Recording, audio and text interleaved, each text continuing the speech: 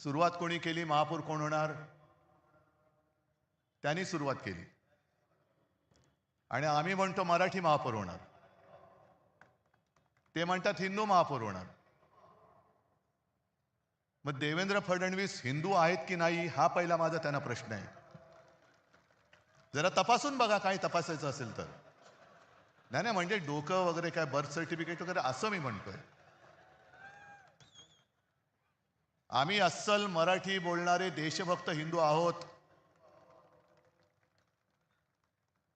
आणि राजने आज अप्रतिम मांडणी केली. राज, तू जे सांगितलं की पोट भरून जेवण तुम्हाला देणार आहे,